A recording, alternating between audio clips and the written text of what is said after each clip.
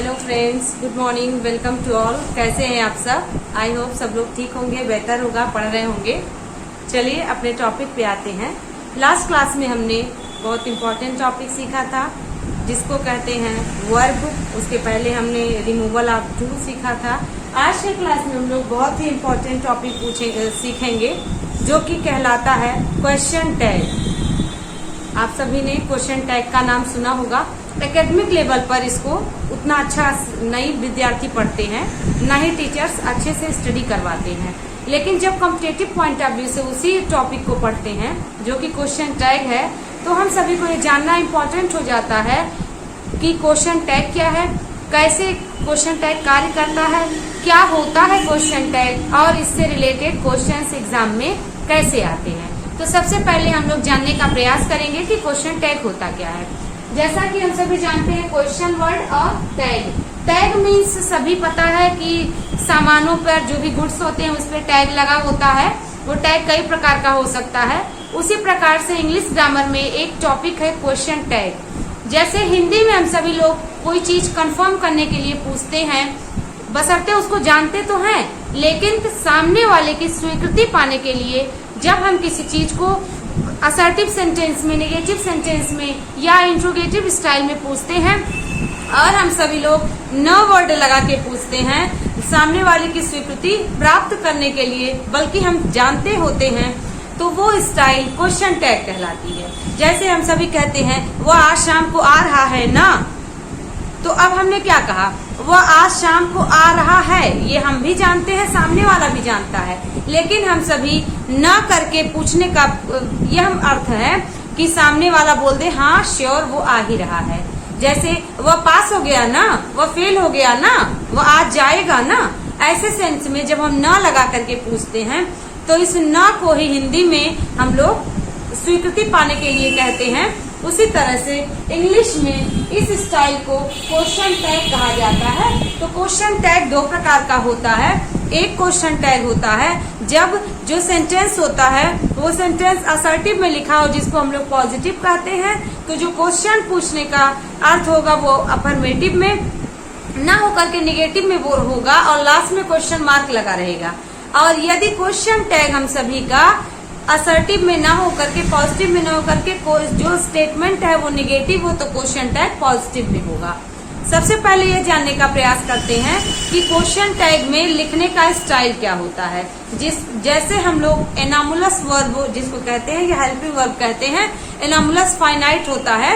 इसका मीन्स जो स्टेटमेंट है वो स्टेटमेंट असर्टिव की तरह लिखा जाएगा। असर्टिव में अफर्मेटिव निगेटिव दोनों इंक्लूड होता है। उसी तरह से जब उसका प्रश्न पूछेंगे, जो स्वीकृति के लिए पूछेंगे, तो यदि सेंटेंस का क्वेश्चन हम लोग का जो स्टेटमेंट है असर्टिव यानी पॉजिटिव में लिखा है, तो क्वेश्चन हमें निगेटिव में पूछना होगा। यदि सेंटेंस का जो क्वेश्चन है वो अफर्मेटिव में ना लिखा कर निगेटिव में लिखा है, नॉट, नो, नेवर लगा है, तो हम सभी उसको subject plus helping verb plus subject करके क्वेश्चन पूछेंगे। ठीक है, तो हम लोग बहुत अच्छे से इसको स्टडी करते हैं। इसको स्टडी करने के लिए हम सभी को जानना आवश्यक है कि कैसे इसका पैटर्न होगा। तो सबसे पहले पैटर्न हेल्पिंग वर्ब रहेगा, उसके बाद सब्जेक्ट रहेगा। तो दो प्रकार से क्वेश्चन टैग में टैग लगा होगा। क्वेश्चन में आप ये समझिएगा कि स्टार्टिंग जो हमारी सेंटेंस की होगी वो स्टार्टिंग अफर्मेटिव सेंटेंस और निगेटिव सेंटेंस की तरह होगी, मतलब एक पॉजिटिव या असर्टिव में होगी। लेकिन जब हम सब क्वेश्चन पूछेंगे तो सारा जो भी आपको ध्यान देना होगा वो क्वेश्चन टैग में ध्यान देना होगा। जो टैग लगेगा लास्ट में टैग क्वेश्चन मार्क के साथ आएगा। सेंटेंस का जो टैग है वही टैग निर्धारित करता है कि हमारा क्वेश्चन पूछने का तरीका करेक्ट है और इनकरेक्ट है। एग्जाम में असर्टिव सेंटेंस को, निगेटिव सेंटेंस को, यानी कि अफर्मेटिव और पॉजिटिव को लिख देते हैं, क्वेश्चन टैग को डैश करके ब्लैंक करके 4 ऑप्शन दे देते हैं। तो समझना होगा कि क्वेश्चन टैग सिंगुलर रहेगा, क्वेश्चन टैग प्लूरल रहेगा, क्वेश्चन टैग में कौन कौन से हेल्पिंग वर्ब्स लगेंगे, क्वेश्चन टैग में नॉट कैसे लगेगा। तो सभी विद्यार्थी जानते हैं एब्रिविएशन एक वर्ड होता है। किसी भी वर्ड को एब्रिविएट करना मीन्स होता है संक्षिप्त करना। जैसे अगर हैज नॉट को एब्रिविएट किया जाए तो हैजंट हो जाएगा, हैव नॉट को किया जाए तो हैवंट हो जाएगा। कैन नॉट को कांट हो जाएगा। तो उसी प्रकार से जो हम सभी का दो प्रकार से क्वेश्चन पूछने का तरीका होता है, वो क्वेश्चन पूछने का तरीका हम सभी का, तो हम सभी इसको देखेंगे। पहला स्टाइल होगा हम लोगों का, वो होगा helping verb plus subject, last में क्वेश्चन मार्क लगा होगा। दूसरा पैटर्न होगा हेल्पिंग वर्ब प्लस नॉट, यानी कि जो नॉट रहेगा वो एब्रिविएट रहेगा, यानी एन एपोस्ट्रॉफी और एपोस्ट्रॉफी का चिन्ह और टी रहेगा। तो इस तरह से पूरा कैन नॉट ऐसे नहीं लिख सकते, जो टैग लगेगा वो एब्रिविएट करके ही लगाना पड़ेगा। तो यदि आपको ऑप्शन मिले कैन नॉट या कांट, तो कांट ही सही होगा, कैन नॉट ऐसे नहीं किया जा सकता, गलत हो जाएगा। उसके बाद सब्जेक्ट, उसके बाद क्वेश्चन मार्क। तो सबसे पहले हम सभी समझेंगे कि सारे जो भी हेल्पिंग वर्ब्स होते हैं उसका नॉट के साथ कैसा एब्रिविएट का रूप होता है। तो देखेंगे, यदि डज नॉट है तो डजंट होगा, डू नॉट है तो डोंट होगा, डिड नॉट है तो डिडंट होगा। इसके बाद ये वर्ब डू के फॉर्म्स है, जो कि लास्ट वर्ब में हम सभी पढ़े हैं वर्ब के क्लास में कि कैसे एब्रिविएट करके पढ़ते हैं। इसके बाद यदि हैव है तो हैव में देखिए हैज, हैव, हैड तीनों आता है। तो हैव नॉट को हैवंट, हैज नॉट को हैजंट, हैड नॉट को हैडंट कहा जाता है। फिर मॉडल एक्सिलरी वर्ब्स होते हैं, विल नॉट हो तो वॉन्ट, शैल नॉट हो तो शैंट, कैन नॉट तो कैंट, कुड नॉट तो couldn't, would not wouldn't, should not shouldn't, may not mayn't, might not mightn't, ought not oughtn't, must not mustn't, used not usedn't, dare not daren't और need not need. ठीक है ना, needn't होता है। इसके बाद जब हम लोग वर्ब टू बी को पढ़ेंगे तो वर्ब टू बी का मीन्स होता है is, am, are, was verb. तो is, am, are, was verb को हम सभी क्या करते हैं, इज नॉट है तो इजंट हो जाएगा, एम नॉट है तो आंट हो जाएगा। ध्यान रखना है इस पॉइंट को। यदि इज, एम, आर है तो जब हम सभी आई के साथ एम यूज करते हैं, लेकिन जब हम इसको अब्रिविएट करके क्वेश्चन टैग का टैग बनाएंगे तो एमंट को हम सभी आंट कहेंगे, क्योंकि एम नॉट आई गलत हो जाता है, एम नॉट आई को आंट आई ऐसे लिखा जाता है। और यदि अगर नॉट ना लगा हो तो एम आई करेक्ट होता है। तो ध्यान रखना होगा, आई एम आई नॉट या एम्ट आई, इसको गलत है, आंट आई लिखा जाएगा, लेकिन अगर नॉट ना हो तो एम आई करेक्ट होता है। इसलिए यहाँ पर देखेंगे एम नॉट को आंट लिखेंगे, आर नॉट को आंट लिखेंगे, एम आई नॉट हो तो देखिए आंट आई हो जाएगा। बल्कि यदि एम आई नॉट को एम्ट लिखा जाए तो गलत हो जाएगा, बहुत ध्यान से समझिएगा। एम आई लिखा हो तो करेक्ट हो जाएगा। यदि वॉज नॉट हो तो वॉजंट, वर नॉट हो तो वॉन्ट लिखा जाता है। ठीक है, अब इतना हम लोग समझ गए। अब क्या समझना होगा, अब हम सभी को समझना होगा कि यदि सेंटेंस का सब्जेक्ट सिंगुलर है तो सिंगुलर वाला हेल्पिंग वर्ब, यदि प्लूरल है तो प्लूरल वाला हेल्पिंग वर्ब, यदि सेंटेंस प्रेजेंट इंडिफिनिट और पास्ट इंडिफिनिट के अफर्मेटिव सेंटेंस में है तो प्रेजेंट इंडिफिनिट के अफर्मेटिव सेंटेंस में वर्ब का फर्स्ट फॉर्म SAIS लगेगा, लेकिन जब क्वेश्चन टैग बनाएंगे तो उस टैग में उस सेंटेंस के को इंट्रोगेटिव मानते हुए उस टेंस का हेल्पिंग वर्ब यूज किया जाएगा। और डिड नॉट हो तो हम सभी पास्ट इंडिफिनिट के अफर्मेटिव में सेकेंड फॉर्म यूज करते हैं, लेकिन जब टैग बनाएंगे तो डिड के साथ वर्ब का फर्स्ट फॉर्म यूज किया जाएगा और सब्जेक्ट यूज किया जाएगा, जैसे हम सभी इंट्रोगेटिव में यूज करते हैं। ठीक है, तो आई थिंक यहाँ तक समझ गए होंगे। फिर से रिवाइज करते हैं, सारे जो भी फॉर्म्स है हेल्पिंग वर्ब प्लस नॉट, उसको शॉर्ट करके एब्रिविएट करके उसको एब्रिविएशन फॉर्म में लिखना होगा। एब्रिविएशन फॉर्म में लिखने के बाद ही हमारा सेंटेंस का सब्जेक्ट आएगा, अन्यथा हमारा सेंटेंस का क्वेश्चन टैग का टैग गलत हो जाएगा। ठीक है, और दूसरा पॉइंट ध्यान रखना है कि दो प्रकार से टैग लगे होंगे। एक लगा होगा यदि सेंटेंस हमारा निगेटिव में है तो टैग हम सभी का पॉजिटिव होगा, यदि स्टेटमेंट हम लोगों का निगेटिव है तो टैग पॉजिटिव होगा। और सेंटेंस का अगर सेंटेंस का जो हम लोगों का स्टेटमेंट है वो निगेटिव है तो जो हमारा टैग होगा वो पॉजिटिव, और स्टेटमेंट अफर्मेटिव है तो टैग निगेटिव, जस्ट अपोजिट जाएगा। इस बात को ध्यान रखना होगा। इसके बाद देखिए ये सब समझ गए हैं, सारे हेल्पिंग वर्ब्स के एब्रिविएशन वही रहेंगे, बस एम आई नॉट को, एम नॉट आई को आंट लिख देना है, परंतु अगर नॉट का यूज ना हो तो एम आई करेक्ट हो जाएगा, और आर नॉट हो तो आंट को सही किया जाएगा। लेकिन एम नॉट आई या एम आई नॉट नहीं लिखा जाएगा, इस बात को आप कहीं भी बॉक्स में रख सकते हैं, ठीक है ना, इस सारे स्टेटमेंट को। अब चलिए हम लोग देखते हैं वन बाय वन, हम सभी अपने रूल्स को जानेंगे कि कितने प्रकार के रूल्स हैं। बहुत सारे इम्पोर्टेंट पॉइंट्स को आज हम डिस्कस करेंगे कि यदि सेंटेंस में नो वन हो, नन हो, सम वन हो, समथिंग हो, एवरी वन हो, है ना, ऐसे हो तो कौन सा टैग लगेगा। वैसे तो अभी तक तो स्पष्ट है कि जो सब सेंटेंस का सब्जेक्ट होगा वही हम सभी का टैग में सब्जेक्ट बनेगा, लेकिन कई बार वेल नोन और अननोन सब्जेक्ट आते हैं, उनका टैग कैसे बनेगा, और जो कि एग्जाम में बार बार पूछे जाते हैं। तो चलिए स्टार्ट करते हैं। कह रहा है जब स्टेटमेंट पॉजिटिव रहता है तो क्वेश्चन टैग निगेटिव में बनता है, स्टेटमेंट पॉजिटिव रहेगा तो क्वेश्चन टैग निगेटिव में रहेगा। तो यहाँ पर यदि ध्यान दिया जाए, ही इज वेरी हंग्री, ये स्टेटमेंट पॉजिटिव में है, मतलब अफर्मेटिव में है, तो देखिए टैग निगेटिव में है। दूसरा देखा जाए, she is not intelligent, is she, तो शी इज नॉट इंटेलिजेंट, ये जो टैग, ये क्वेश्चन का स्टेटमेंट है वो निगेटिव में है, तो टैग अफर्मेटिव में यानी पॉजिटिव में लगा। इसके बाद देखिए next sentence, it is not very cold today, it is not, sentence negative में है, तो जो हम सभी का स्टेटमेंट का टैग होगा वो देखिए पॉजिटिव में है।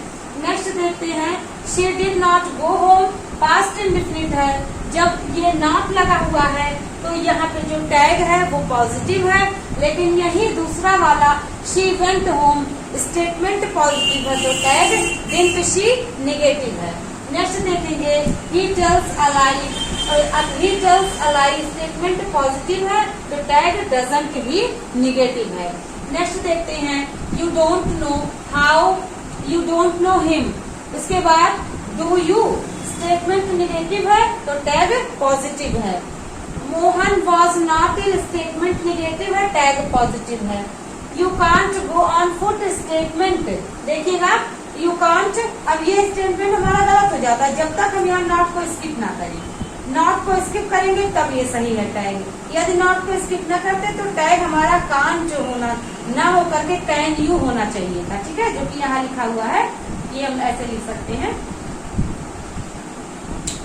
You can go on foot. On foot means होता है पैदल, ठीक है, तो इसको समझिएगा। स्टेटमेंट देखिए पॉजिटिव है तो टैग निगेटिव है, स्टेटमेंट निगेटिव है टैग पॉजिटिव है। He takes exercise daily, statement positive है टैग निगेटिव है। He doesn't take exercise daily, statement negative है तो टैग पॉजिटिव है। और I was ill, statement positive है, वॉजंट आई टैग निगेटिव है। ये वाला देख सकते हैं, I am ill today, and I गलत हो जाएगा। विद्यार्थी आप सभी जानते हैं कि सभी बच्चों को ये पता है कि यदि एम आई नॉट लिखना है, एम नॉट आई लिखना है, तो ये गलत है, क्योंकि यही आपको बता दिया गया पहले ही डिस्कशन में, हम सभी चर्चा कर चुके हैं कि एम आई नॉट या एम चाई लिखना हो तो गलत हो जाएगा, आन चाई लिखना पड़ता है। इसलिए हम सभी का देखिए, I am ill today statement positive है तो टैग निगेटिव तो है, लेकिन सही निगेटिव नहीं है जो होना चाहिए, ठीक है, तो इसलिए हम लोग का सही निगेटिव नहीं है, तो सही निगेटिव क्या हो जाएगा, I am ill today aren't I, हम सभी का सही निगेटिव टैग होगा।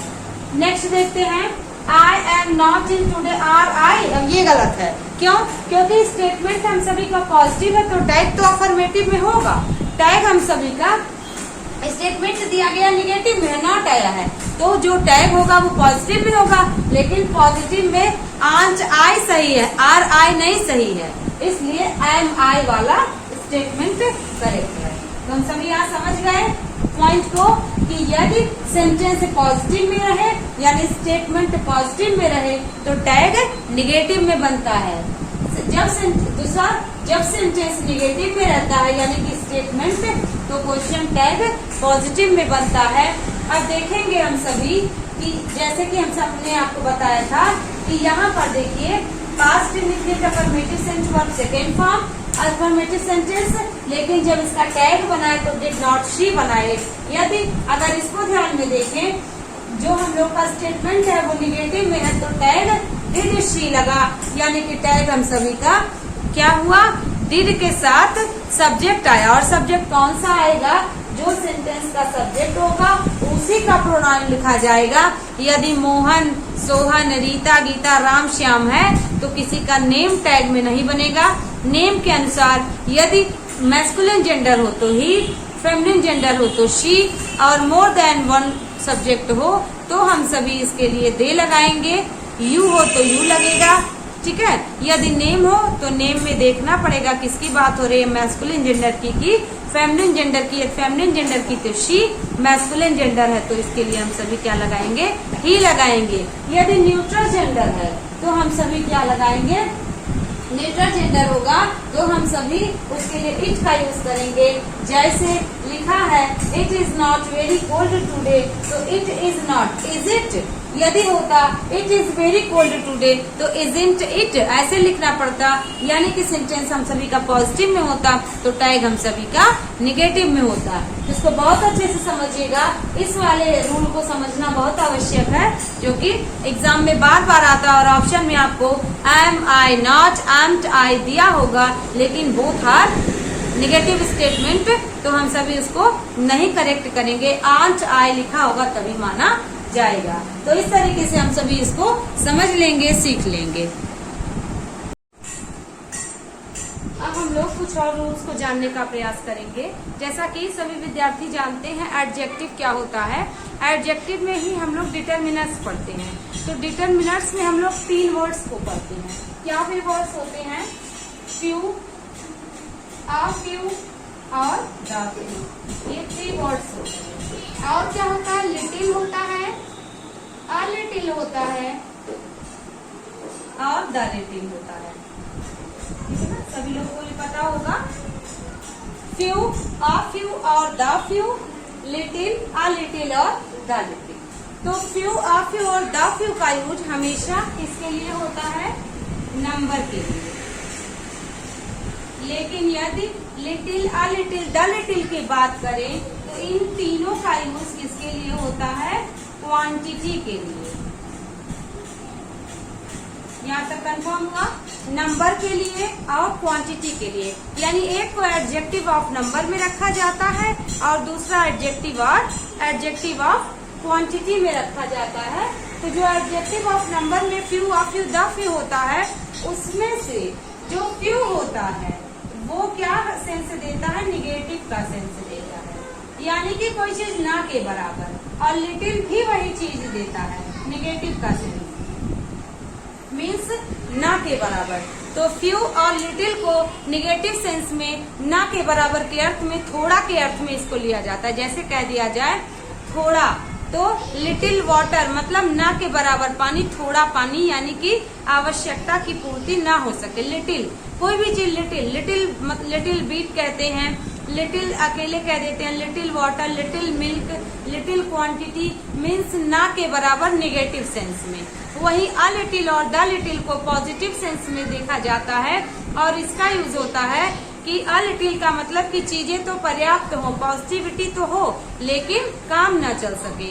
और द लिटिल का यूज थोड़ा के सेंस में ही किया जाता है, लेकिन इसका मतलब होता है काम चल जाए लेकिन एकदम पर्याप्त ना हो, थोड़ा लेकिन काम चल जाए।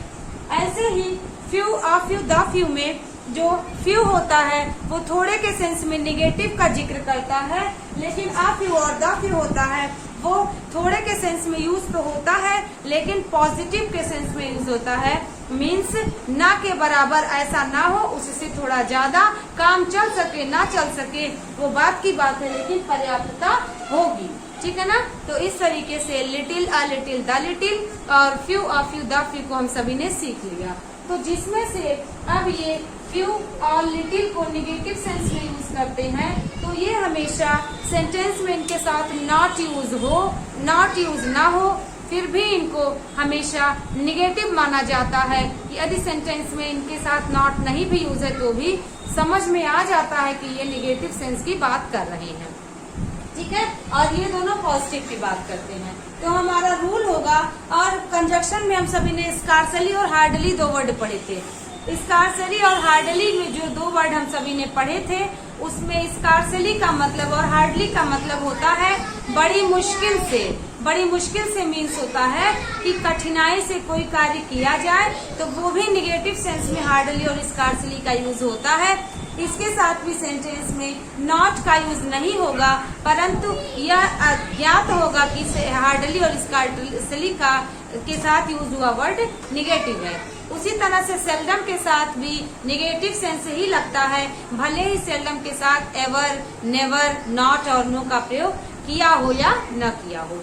यह और सभी विद्यार्थी जानते हैं कि नो वन, नन, नथिंग ऐसे वर्ड्स हैं, नो बडी ऐसे वर्ड्स हैं जो नॉट, नो, नेवर के साथ यूज होते हैं और नो वर्ड इनके साथ लगा होता है, तो वो तो निगेटिव मालूम ही होते हैं। तो इतना जानने के बाद हम अपने रूल को पढ़ना स्टार्ट करते हैं।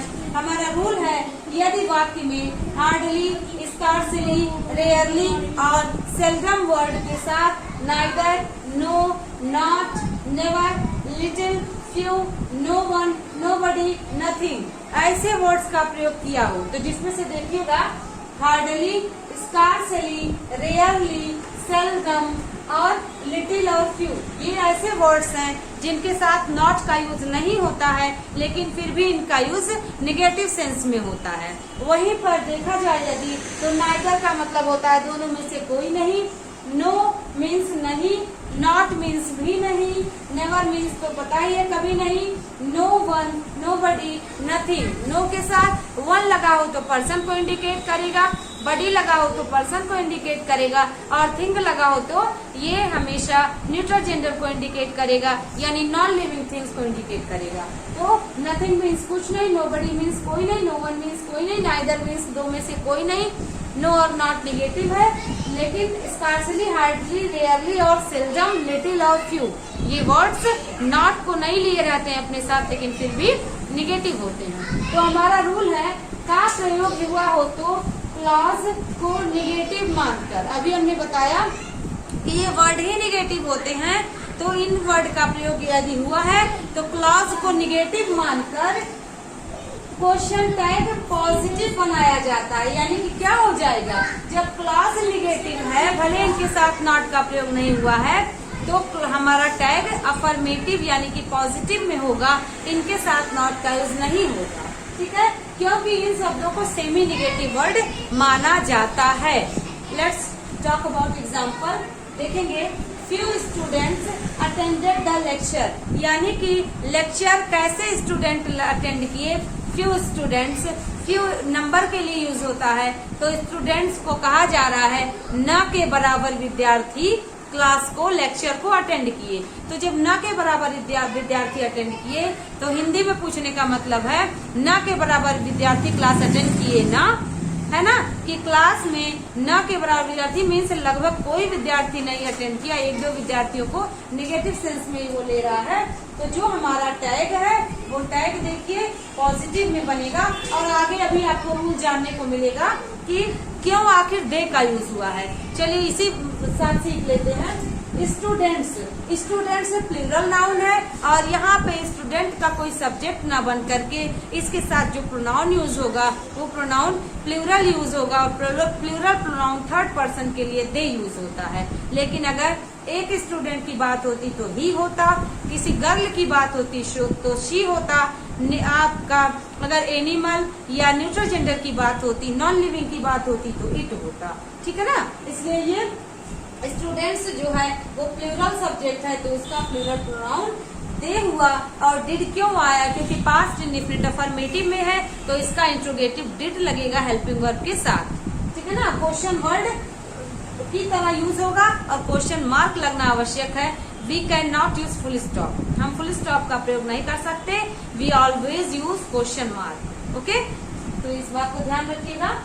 अगला देखेंगे, there is hardly any flower on the tree, यानी कि पेड़ पर बड़ी मुश्किल से एक भी फूल नहीं थे, यानी कि हार्डली एनी मीन्स कोई एक, बड़ी मुश्किल से मिला, ये भी निगेटिव सेंस में। इसलिए यहाँ पे देखिए देयर इज, अब यहाँ देयर सब्जेक्ट है तो इज देयर, यहाँ देयर का कोई मीनिंग नहीं है, लेकिन आपको पता है कि देयर के दो मीनिंग होते हैं, एक होता है देयर का मीनिंग वहाँ, और दूसरा देयर का मीनिंग THEIR स्पेलिंग जो होता है हो जाती है वो उनका के सेंस में, अपना के सेंस में यूज होता है, और एक देयर THERE रहता है। वो सेंटेंस में जब कभी भी सब्जेक्ट नहीं आता है तो उसके साथ लग करके उसको कंप्लीट करता है, लेकिन वो अपना कोई मीनिंग नहीं बना पाता। वो सेंटेंस में आए हुए नाउन के अनुसार सिंगुलर प्लूरल हो सकता है। जैसे कह दिया जाए कक्षा में 5 विद्यार्थी हैं तो there are 5 students in the class, लेकिन एक विद्यार्थी कह दिया जाए तो देयर इज अ स्टूडेंट या there is only 1 student in the class कहा जाएगा। तो देखिए स्टूडेंट आया तो भी देयर आया, लेकिन इज आया, और स्टूडेंट्स आता तो देयर आता और आर को लिए रहता। तो आई होप यहाँ तक समझे होंगे। बहुत सारे पॉइंट्स हैं जो कि हम लोगों को 1 बाय 1 पॉइंट आउट करने होते हैं, और सब कुछ मिला करके ग्रामर का एक रूल तैयार होता है जो कि हम लोग स्टडी कर रहे हैं। ठीक है, इसके बाद देखेंगे क्या रहा है next sentence, little progress has been made in the project. Little progress means क्या है, लिटिल एक क्वांटिटी को इंडिकेट करता है, और क्वांटिटी क्या है, निगेटिव क्वांटिटी, मतलब ना के बराबर प्रोग्रेस उसके प्रोजेक्ट में दिखाई दिया। तो यहाँ पे देखिएगा लिटिल प्रोग्रेस, लिटिल क्या है, लिटिल नॉन लिविंग के लिए हम सभी को यूज करना पड़ रहा है, और प्रोग्रेस एक हम सभी का नॉन लिविंग के सेंस में यूज होगा, इसलिए इट यूज हुआ है। और यहाँ पे है प्रीवर्ब हैज है, इसलिए हैज यूज हुआ है। लिटिल का प्रयोग भी नेगेटिव सेंस में यूज करते हैं।